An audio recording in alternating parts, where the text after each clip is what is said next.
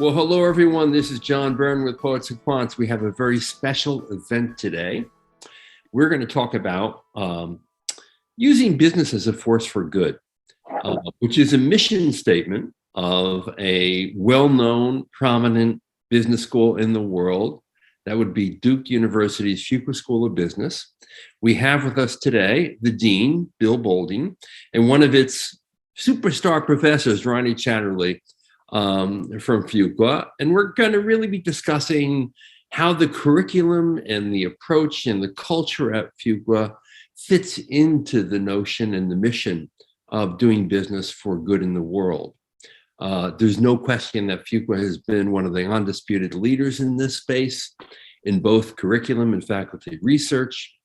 And that's certainly in part because of Dean Bill Boulding's leadership.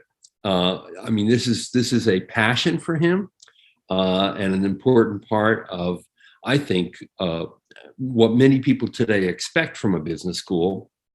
I think it's very much in keeping with this new generation's desire to not only learn about business and do business, but to do business in a way that serves the greater needs of society. So we're really pleased to have both Ronnie and Bill with us today. Ronnie is a leadership guru. He focuses on the intersection of business and politics. And we should also mention here that much to Bill's chagrin, Ronnie has left Fuqua recently to serve as a chief economist for the U.S. Department of Commerce, which is certainly yet another feather in Ronnie's very long and impressive CV. Ronnie and Bill, of course, are also involved at Fuqua in the launch of an effort called the Dialogue Project, which is working directly with industry to try and reduce polarization through business. And we all know how big and divisive an issue that is. So welcome to you both. Thank you so much, John. And it's an absolute privilege to be with one of the truly great entrepreneurs and innovators in the business school industry. Well, thank you. Now, Bill, I know from my past interviews that you strongly believe in not only using business as a force for good in the world, but that you can help develop leaders to unlock that potential. So you have the formula for what you call, and I've always liked this, the triple threat leadership: IQ, EQ, and DQ. And when we talk about DQ, we're not talking about Dairy Queen. So tell us a bit more about that and why you believe this type of leadership is critical in the world today. Yeah, so great question. And I think some context does matter here, which is everyone is aware of this horrible contagion called COVID. But even before COVID, we've had another contagion that's actually accelerated during these COVID years, which is the contagion of polarization.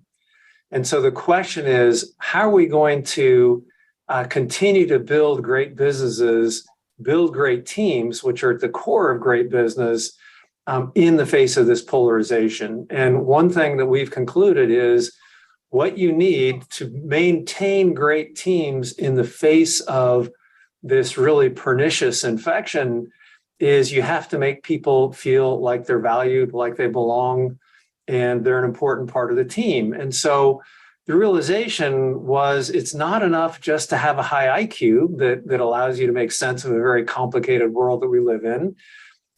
We also, having kind of come up with this tagline of Team Fuqua, believe that a great team beats a great individual. And therefore, you need high EQ because you have to work with and through other people. But that what's profoundly missing all too often in the world today is this high DQ or decency, which most simply is achieving greatness through doing right by others, which is to say, valuing, respecting, caring for others in a way that you unlock their potential. And that has become simply a much more difficult task in the face of this really awful polarization that we see in the world today. And I imagine a lot of this has to do with communication and honesty and ultimately trust, right? That's exactly right. So one mistake that people often make when they think about decency is they say, oh, you mean you're just a nice, sweet person. And but the reality is decency is not soft, because decency is all about candor, transparency, integrity, holding people accountable to standards of excellence and holding yourself accountable to those standards. And so you're absolutely right that at the core of all this, you have to have trust in order to really bring out the best in others. Otherwise, they're always going to be suspicious, and you're going to see an erosion of whatever your team is trying to do without that trust. Yeah, so true. Now, Ronnie, you've deeply researched the impact of changing demands of business leadership that Bill is describing. What does your research show about the impact CEOs can have in speaking out on societal issues, which I think more and more CEOs are doing? In the latest example probably is the Ukraine and the war there.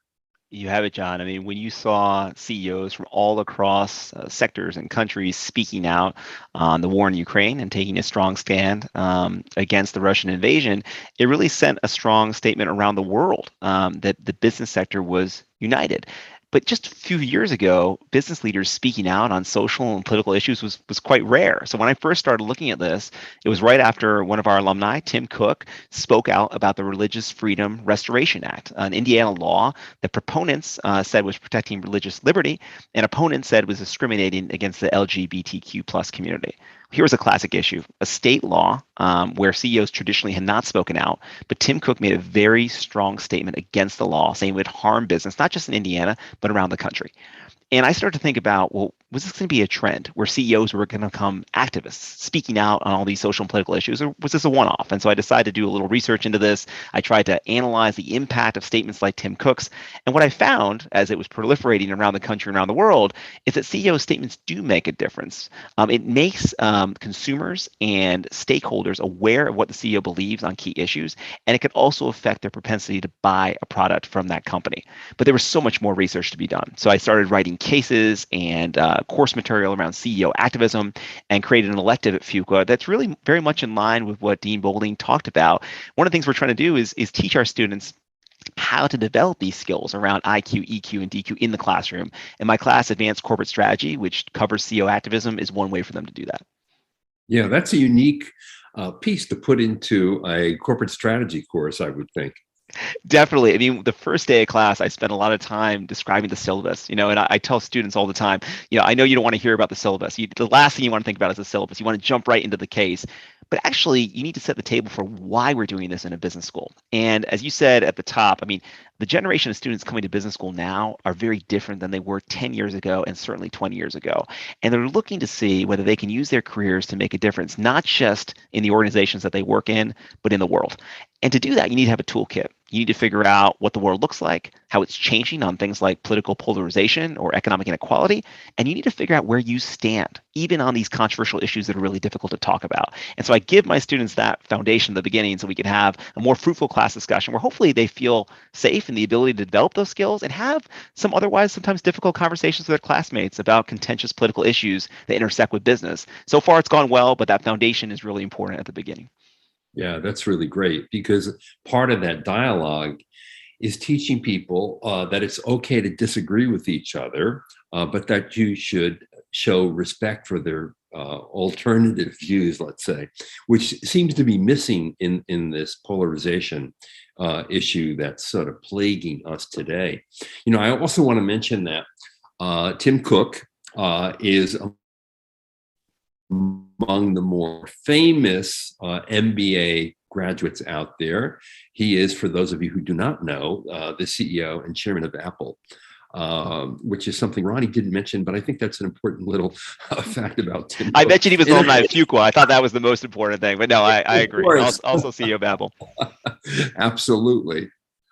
Now, Bill, I want to talk to you a little bit about Ronnie's advanced strategy class in just a moment, but first explain to us how you've evolved the curriculum and the full-time MBA program to make sure students are prepared for the challenges they will face today and tomorrow.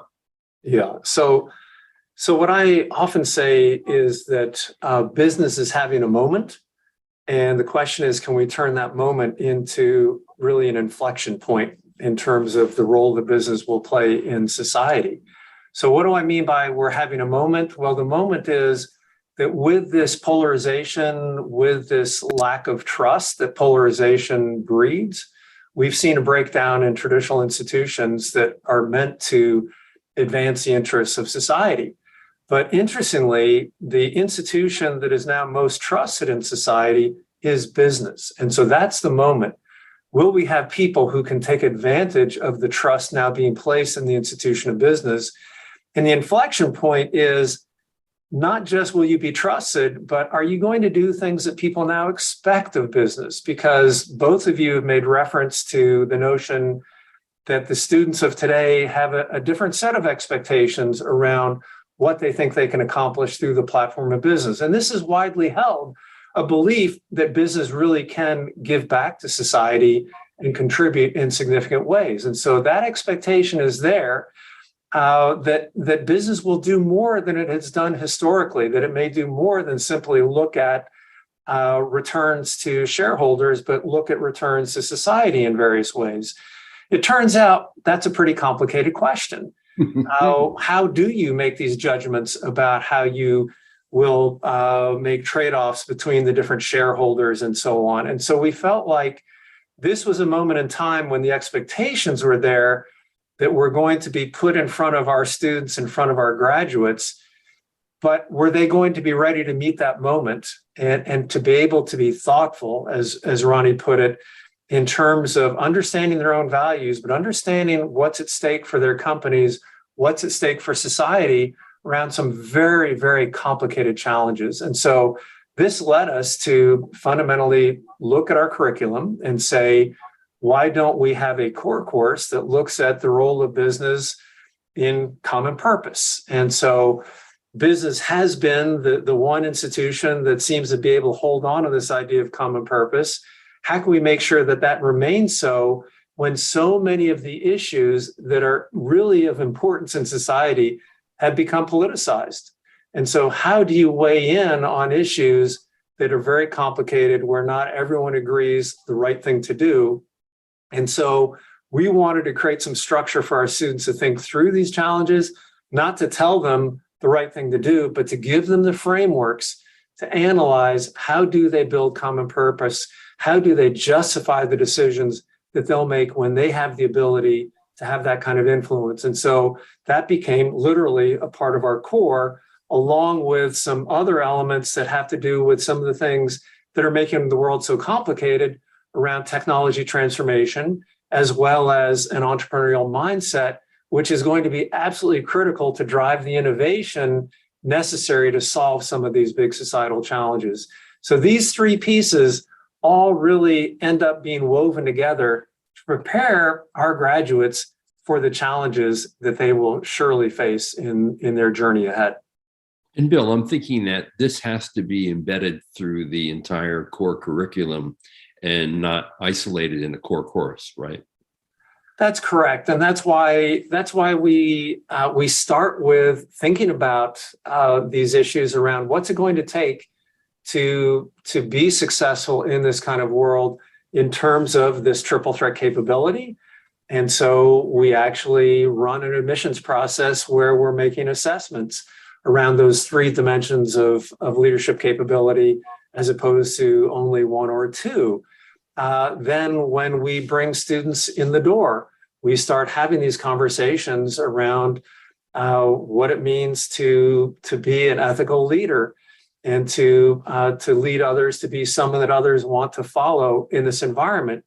And we build a culture in the whole program that is really trying to put the guardrails around the kinds of behaviors that will take advantage of the upside of differences that are so profoundly important to innovation in the business world, and reinforce the positive behaviors while at the same time recognizing that we're all going to make mistakes in figuring out how we interact with people who are wildly different from ourselves.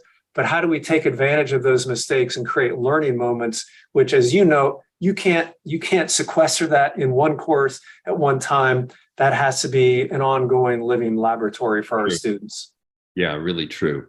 Ronnie, I'm struck by Bill's notion, which is absolutely true, that many of these societal issues have become highly politicized. And yet, you still have CEOs that are actually quite courageous in taking a stand on some of them.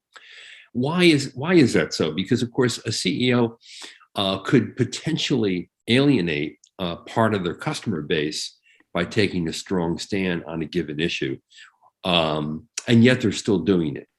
How come? In our class, we talk about 3 reasons why this is happening. It's the first case we do in the advanced corporate strategy class. And we end by saying, why do CEOs like Tim Cook or Mary Barra or Elon Musk speak out about these social political issues, knowing that it could actually hurt their company if people don't like what they're having to say? And the 3 reasons we focus on is, one is sort of changing preferences among their own employees and consumers. When I ask the students about what they think CEOs should be speaking out on, they mention all the issues that are really important to them. And there's always a few students, really importantly, who dissent, who wish that CEOs would not talk about these issues. And we have a discussion about that. But a lot of the students who are going to work for these companies are students who want CEOs to speak about their values publicly. And a lot of CEOs will tell you, as much as they're responding to their consumers who may now buy a product, they really care about their employees, especially in a tight job market. The second issue, I think, is changes in social media and the way we communicate. The way I like to say is silence is now conspicuous on these issues. So if someone's asking you questions on Twitter or asking you questions on a Facebook Live, it's a lot harder to ignore them. It's a lot harder not to answer them. It's a lot easier to build social movements to push CEOs to answer specific questions. And delays are often seen as being equivalent to agreeing with or disagreeing with a position or not taking a position at all in a way that shows cowardice, not courageousness. It's not always the case, but that's how it's seen. And the last thing I think that's really changing is increased political polarization is teeing up these issues in a very binary way. Now CEOs are being asked about issues in sports, on the weather, on politics in other countries that they've never thought about before, and they're yes or no questions, which makes it a lot more challenging for CEOs to speak out, but a lot harder to duck the questions or give nuanced answers. So for those reasons, I think you see CEOs speaking out much more than they did before. And now you're seeing much more backlash to CEOs speaking out, which I think is the next evolution of this. And we have to train our students to think carefully about how they're going to decide whether or not to speak out, and then if they choose to speak out, what to say. And that's what we focus on a lot in our class in advanced corporate strategy. Boy, I'd love to take that class. You're welcome anytime. Come. The discussions are the great part. I can only imagine the conversations that are occurring in that class, given the subject matter. And John, what I'll say is students have changed their views on a lot of these things. When we first started teaching CEO activism, Tim Cook had just spoken out. CEOs like Mark Benioff were very active. I say the students were almost universally, with a few exceptions, very eager to see more CEOs speaking out. Over time, I think students have become a little more cynical about some of the motives for CEOs speaking out. They've become a little more circumspect about CEOs maybe they disagree with, saying things they don't like. And also, they've started to think about whether CEOs maybe have too much power on some of these issues and that we should hear more from people who are being directly affected. All these things have happened and changed the class discussion. But if we can have a great class discussion, regardless of where the political winds are shifting, that helps our students develop into leaders. And I always tell them at the end of this class, I say, this is a weird class for business school. It's not about your next job. It's about your last job, the one where you'll have the most influence and the ability to change the world. And that's how we sort of develop the class over time. And so far, it's gone well. Wow.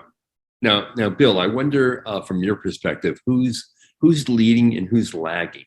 I wonder if this is a case where student interest and demand has encouraged your mission to add DQ as a core sort of strength, in addition to our traditional thinking of IQ and EQ, and you're actually ahead of where corporate America is today, or you're not. What do you think? Well, it sounds like you just gave me one of those binary questions that Ronnie was talking about. When the reality is that there's some companies, some CEOs that are really on top of the idea of decency. An example being Ajay Banga, when he was CEO of MasterCard, was all over this notion of decency, and so. It's really not binary. I think that there are some firms who pay attention to this quite a bit. They understand how important it is in terms of their ability to unlock their potential, and other firms that are lagging behind. But I'm just going to come back to the obvious here, which is these are complicated times in terms of exhibiting this kind of decency, where for some that implies that you will weigh in, as Ronnie said, this expectation that if you're a decent human being, you must weigh in on climate change, because climate is an existential threat to society, and therefore you better do something. And there are a variety of these issues where there's actually comprehensive data that's been collected via the Edelman Trust Barometer, where the vast majority of people want their companies to weigh in on climate change. They want them to weigh in on racial equity and justice. They want them to weigh in on vaccine hesitancy. And then they have one, like an asterisk with this little caveat, which is, having said that, we don't want you to get into any issues that are political.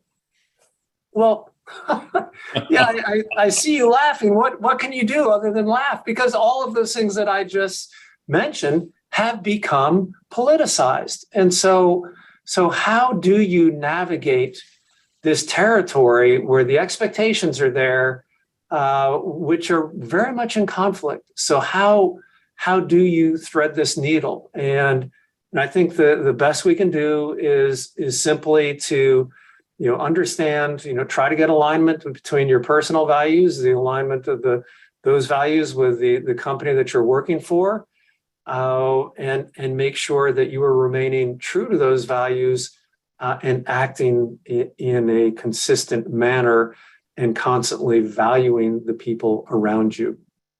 Which raises the issue about threading that issue. How do you teach students in your class, Ronnie, to think about when should a company speak out on a societal issue and when should a company stay quiet? John, this was one of the biggest challenges of teaching that first case and the 11 cases that come after, which are all about thorny political and social issues and focus on what a CEO in her position should do about them. So it's always focused on the business leader and her decision, but it's in the shadow of political and social issues. And when I started the class, I sought advice from a lot of colleagues and our dean about how to approach this because it hadn't been done before. And what I decided to do in that case and throughout was encourage students to build their own frameworks for how do they make their own decisions in their careers. Because at the end of the day, the topics that I teach in this class aren't things that I have unilateral expertise on. It's not necessarily true that my opinion about whether they should speak out about the war in Ukraine or about transgender participation in sports is better than someone else's opinion in the room. And so what I decided to say is, let's test your own frameworks in these discussions. Reflect on what you believe and how it would affect your actions in this case. And let's keep that running through the entire 12 sessions of this class. At the end, let's be able to write down what you would do in these situations and why. And if you can do that, and it's aligned with your organization, then you're in a good place. But Professor Chatterjee or no one else at Fuqua is going to be able to have a monopoly on the truth and be able to tell you that you should speak out or shouldn't speak out. We want to use these classes as almost a way to test those muscles, to figure out whether you will or not and how you believe. And I think the students have really liked that because these political discussions, if you try to impose your values on other people, that's usually going to not go very well. And it's not appropriate in the classroom. In a class like this, you want to solicit lots of different opinions, push people on what's the underlying assumptions behind what they're saying, and ask them to develop scalable frameworks they can use across sections. And the question then of should I speak out or should I not is up to each individual student and should be able to be defended rigorously when classmates ask. That's my model. Yeah, and that's a great model for just being effective in the world of work, after all, because you need to justify, support your points of view, often with data, not merely your gut. And doing that on these more difficult societal issues has got to get you really well prepared to be persuasive and solid in the world of work. One of the things that I really like about the strategy, Bill, that you've set forth for Fuqua is that this is something that a computer can't do. In other words, I often ask deans, what are you doing with your students to make sure they will not be replaced by an algorithm in 5 or 10 years? And certainly, I don't imagine an algorithm ever being able to make decisions based on decency, right? Yeah, so I'm going to make a comparison here between two concepts, and I'm in doing so, I'm borrowing from Coach K, where he would always say, I don't want to have rules. I want to have standards, and standards allow for judgment. And so the real contrast is between rules and judgment, where anything that's rule-based, yeah, you can build an algorithm.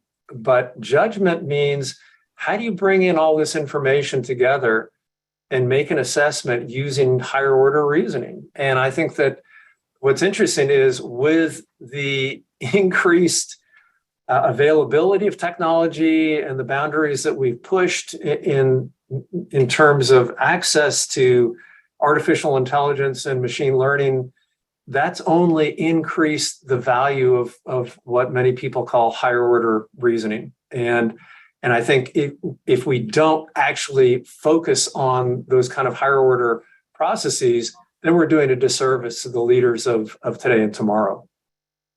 That's true. And it is something that we don't imagine a computer algorithm able to do in the future.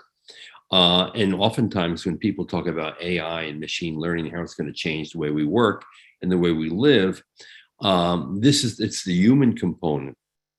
And it's the component of thinking through some of these difficult issues that we know is going to be the place of adding tremendous value. Now, I should mention to everyone who doesn't know that Coach K is the legendary former college basketball coach at Duke. He coached the Blue Devils at Duke to 5 national titles and is a true legend. So I need to give that as a little footnote here for people who may not know that, Bill. Yes, thank you. Now, as a backdrop to all of our discussion about how people should address the extreme polarization of the world today, I should note that, Fuqua is known as a place that teaches students how to embrace differences as an advantage in innovation. And that's really the concept behind Team Fuqua, which is a term often used to describe the culture of the school. Now, Bill, you've recently been trying to help companies do the same by using business as a platform to reduce polarization. And I mentioned in my introduction this dialogue project at Duke. Tell us a little bit more about that project, how it came to be, and how you're making it work.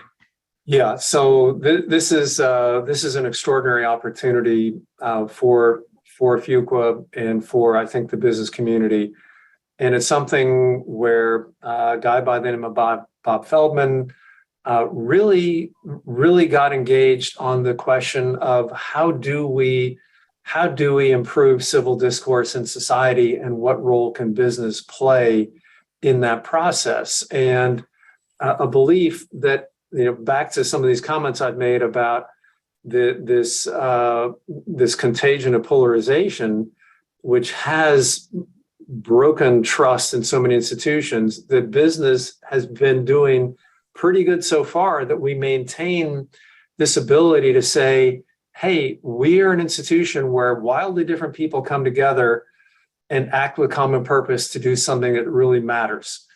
And so the belief that we have a role model, and how could we actually take advantage of what's good about this model in business and export it in significant ways to improve civil discourse in society. And so we were lucky enough that Bob came into our orbit, and a bunch of conversations ensued. And we mutually decided that Duke would be a wonderful home for this project, where the idea is really to focus on business leaders and to use them as the educators in terms of how do we accomplish this task of increasing civil discourse and reducing the polarization that we see in society, because it's yet another example of business taking on a responsibility that goes beyond the traditional kind of income statement approach, which is, what can we do to help society? I mean, do we have something that has worked for us that might work in other domains?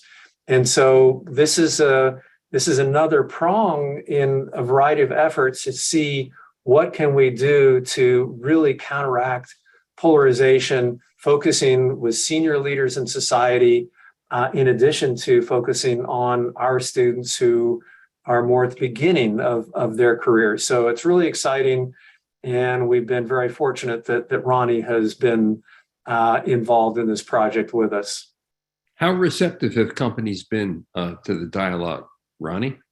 I mean, very receptive. We did an event. It was a Zoom event, given the circumstances, and it was a fantastic presentation by two executives that really got down sort of deep into how they have these dialogues inside their organizations on difficult issues and also with their stakeholders, primarily customers. And to me, some of these presentations you'll see at business schools are very high levels. You don't get a sense of really what's going on inside the company. But here, because we're really focused on dialogue, because we found executives were really passionate, because we're the place to do it, you found presentations that actually reveal quite a bit about how these companies dealt with those issues. And so in every event we do, we always try to focus on a decision maker in business. And I think that's one thing we reiterate to our students. They're here at business school to develop as business leaders. But because business is in this broader context, they're going to have to understand all these different forces in the world. And the Dialogue Project is part of that. The other piece I'll say is the part you mentioned before, John, about sort of developing trust. I mean, communication is one really important mechanism to develop trust. And so how you deliver these messages on these difficult issues is as important as what you're actually saying. And so we've been able to model, I think, in the Dialogue Project, some of that as well. And the most exciting thing for me is just how much interest there is among students and business leaders. Because when you see that kind of nexus, that means the business school is in a good place. And there's so many things you can run with from there. Yeah, that's really true. Now, Ronnie, I know you're an economist. And at first, it surprised me that an economist would be teaching a course on these issues, which many people would describe as soft. Now, I don't think they're soft issues. I think they're pretty hard issues and sharp issues. But then I noticed that you have a joint appointment with the public policy school, where one of my daughters actually graduated with a master's this year. So now I get it. But I wonder, in teaching the course and preparing for it, what did you learn yourself? A couple things. One is preparing yourself as a professor to leverage the knowledge of the students in your classroom. So many of us are used to the model where we have some expertise and we're going to share it with the students, and they're going to sort of take that information and go off to their jobs. It's harder for us, though, to facilitate a conversation where the expertise is actually in the classroom, in every seat, right? In every cold call, in every discussion, we're going to learn something from everyone else. And so approaching that as a professor is very different than the typical class. The second thing is preparing yourself to have more difficult conversations. And when you're teaching a more traditional class in strategy or finance or marketing, you know the lesson plan, you know where you want to get to go, and you're not expecting necessarily to have moments that might be uncomfortable, or a student to challenge you openly to say, hey, look, I don't think you're presenting both sides of the story, or what about this? You need to prepare yourself as a professor, and you need to prepare your students about how to deal with uncomfortable situations as well. And what I like about that is it's not just some role play. In the end of the day, we're going to be in companies having these conversations our entire careers. And so I always tell students we're trying to model that behavior. The last thing I think is being really clear how it all ties together. In a class like this, students love politics. The ones who take these classes are especially interested in it. You could talk all day about the latest political issue, what's happening in Washington, D.C. or Brussels or in geopolitics. You have to, as the instructor, bring it back to the CEO and her decision in the case and make sure we don't lose the thread, because otherwise it's just a discussion about things that we don't have any special purchase on. Once we bring it back to a strategic decision that an executive is making in the context of these decisions, then we in a business school have something to say about it, and our students have a lot to learn from it. So those are the ways I usually prepare myself to go in, and I really try to stick hard to the class plan to make sure we get to where we need to go.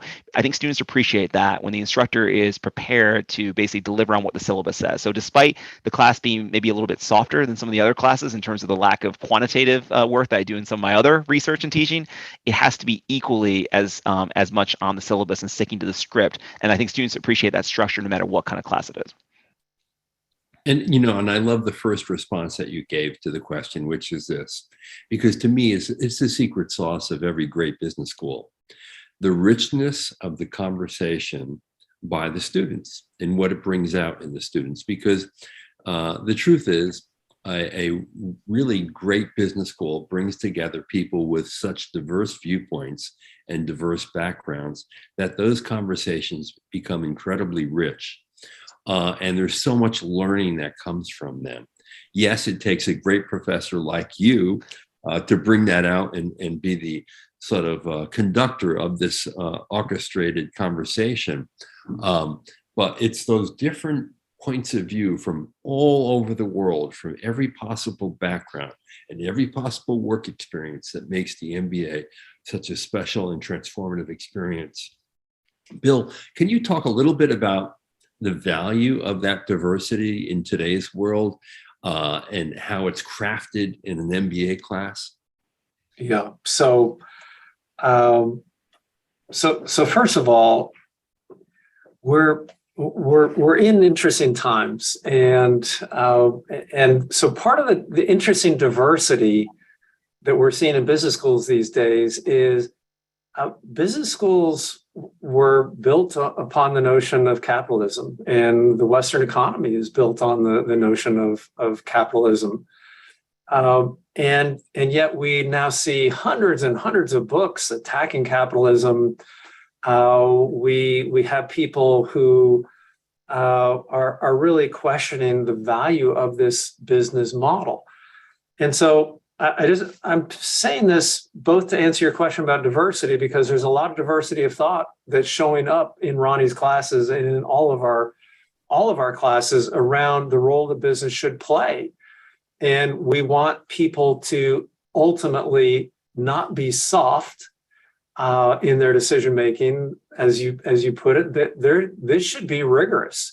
And you shouldn't have people kind of sticking their finger up in the air and say, "Well, I believe, I think, and therefore I do."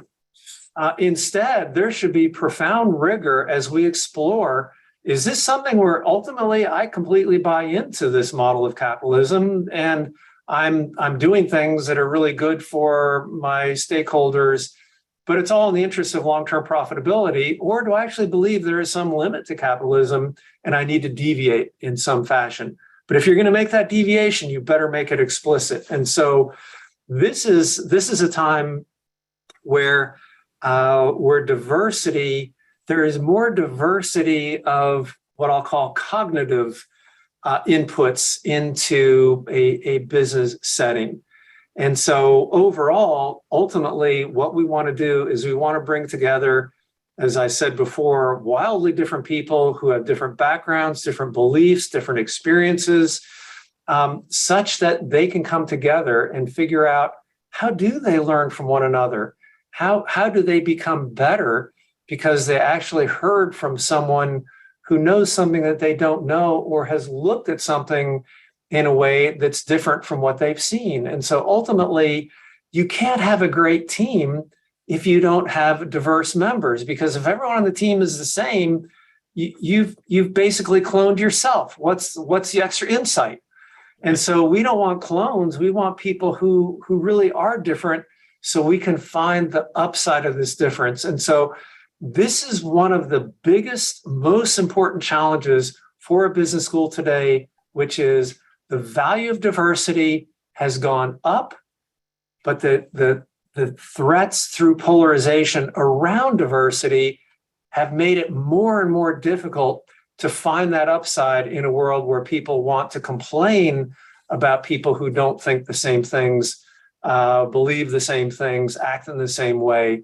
And so this is a time where business schools really have to figure out how they elevate the value of diversity so that we don't lose something that is just so unbelievably valuable to society. Yeah. I'm going to just make a point here too. I think that's important to make. Obviously, I covered business schools extensively.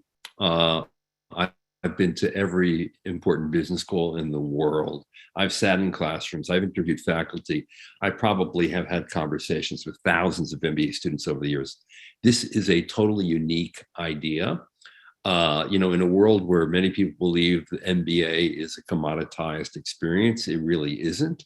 And I think, Bill, what you're pursuing here and what Ronnie is teaching is something that's truly differentiated and value added, and no other school is doing. Before we open this up to questions from the audience, and we already have a few questions coming in that are fantastic, and I can't wait to hear the answers to them, frankly. I want to ask Ronnie, who has conversations with business leaders all the time, and obviously you're conducting research on these things. Do you see these trends of leaders needing to navigate societal issues going away? Is this a fad? Is this something that is of the moment and will disappear, or is this something that you think will be longer lasting? I think it's going to be longer lasting, and I wouldn't have developed this course, and I don't think Dean Boulding would be leading us in this direction if we thought it was ephemeral. Because at the end of the day, these are big curriculum changes, these are big course development costs, these are research pivots for people, and you do that if you're trying to chart a course for the next 20 years, not just the next 20 seconds. And so for us, I do think it's a belief that it's here to stay. And here's why. This goes back to the rigor around the argument. The economic, political, and social forces that are causing these changes have been a long time coming, and they don't necessarily show signs of abating. So when you look at political polarization across different countries in the world, there are long-term reasons why those are happening. Divisions among race and class and economics that are leading these divisions to show up, and they're not necessarily going to go away overnight. When it comes to the complexities around communication and the deluge of information from social media, I don't see that slowing down. If anything, it's going to increase. And finally, I think in terms of the demands of leaders in organizations, as you run a more diverse organization, as you get more people from all across the world, where all these organizations are going in that direction, you're going to run into these issues more and more and more. So I feel like not just that we're at the tip of the iceberg here. I think you're going to see more development of these courses, hopefully around the world and around other business schools, and more of a premium for students who actually can understand how to navigate these challenges. And that's what we're going for in our curriculum. Okay, that's great. Here is a question from our audience. And I think this is like the penultimate question, really. I'm curious to know how one can effectively continue a dialogue when one meets with huge resistance on a controversial topic. In order to succeed, decency must go both ways. That's so true. So how do you enter a conversation with someone who vehemently disagrees with you and try to put it on a high level so that you can have an actual conversation? So this is really a question that Ronnie should answer, but I'm gonna take a crack at it before you get the right answer from Ronnie. So the first thing is this comment about decency goes both ways, which is part of decency is having the humility to learn from others, right? And so if you're facing enormous resistance, maybe you're wrong.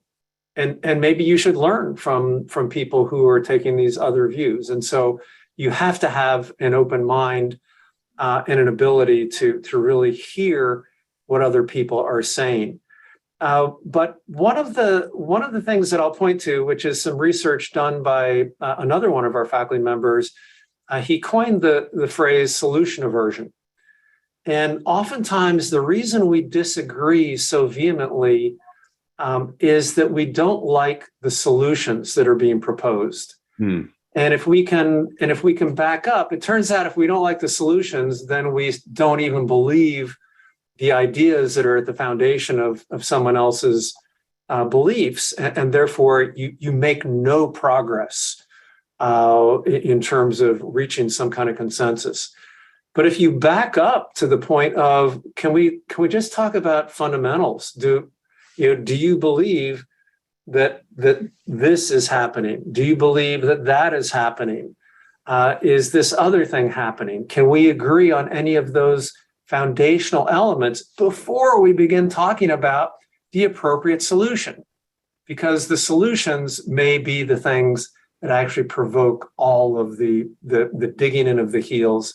And so this is simply a different way of going about how do we reach consensus by being very careful not to tell other people you already know the answer. Ronnie, yeah.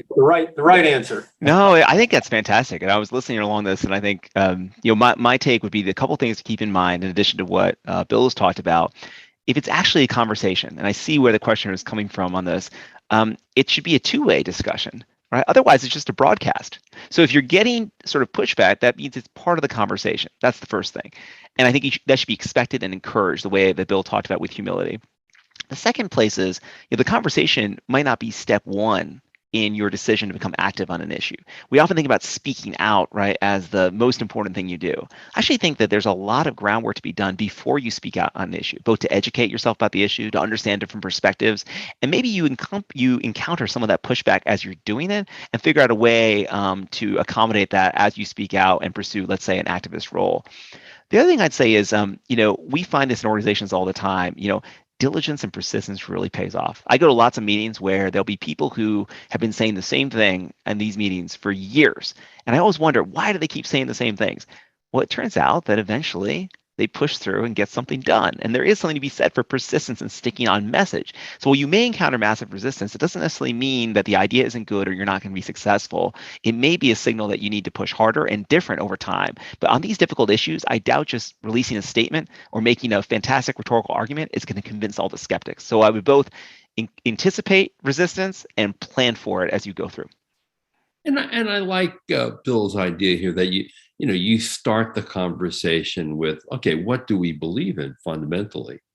Because once you at least get the conversation going and the communication opens up, then you can dart down these more controversial issues more effectively. Because it does turn out that when people relate to each other and they're engaged with each other, they're more receptive to hear different points of view. Now, here's another really great question. Do you think CEOs are open to pushback from employees whose views can often be different from their own? Ronnie, you want to tackle that first? Sure. I think it depends on the CEOs. Some CEOs that I've talked to actually actively solicit their employees' opinions on different issues. In fact, some CEO activists who've spoken out have told me that they've done so because it was raised by their employees. Other CEOs, I think they're speaking out more based on their own beliefs, and it's not clear necessarily whether they would be as accommodative of employee beliefs, particularly ones that disagree with their own. So I think it really depends on the boss.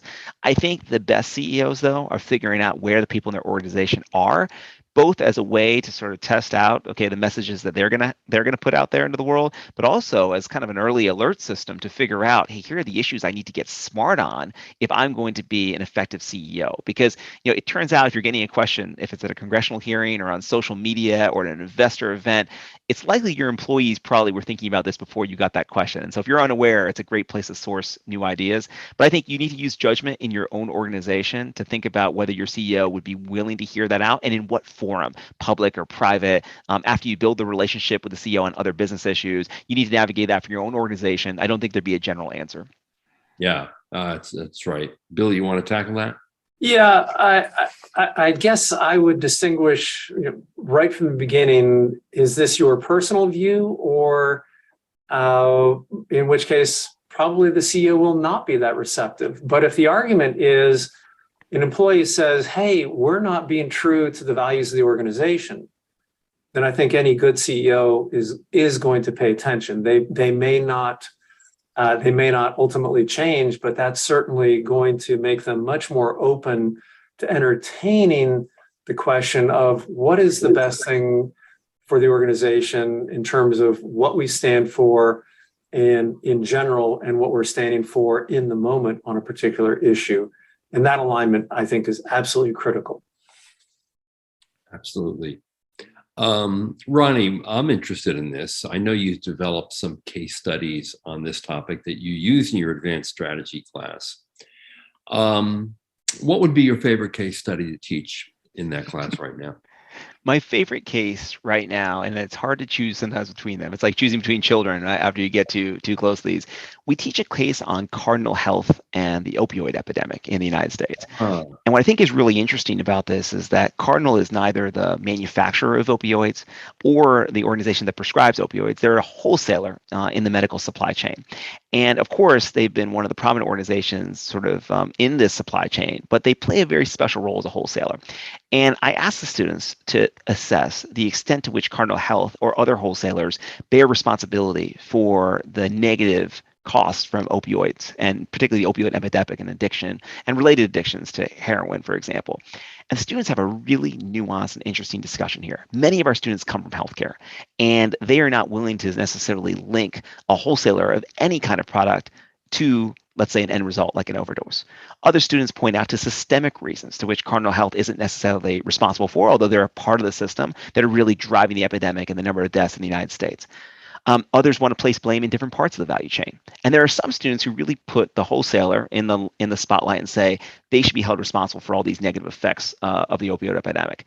That discussion, powered by students who come from diverse viewpoints, and the most important dimension of diversity in this class is often healthcare experience or not, I find out. Students who work in healthcare, very different views on who's sort of responsible for the opioid epidemic or not. And we do a lot of interesting stuff in the class that I won't give away for students who will eventually take it to prepare students for the realities of communicating in a very complicated world with very little information and on short notice. And using these exercises that the students always really enjoy and are often surprised by, they develop, I think, some good sensibilities for how to communicate in very difficult situations. The Cardinal Health case is my favorite, and worked on it with a bunch of students early on, and have put that together from external news sources and have been able to put the case that the students really enjoy every year. That's great. Love that. And that's a fascinating issue to explore. Sure. Now, Bill, last words. Obviously, this is all a part of trying to teach people how to use business as a force for good.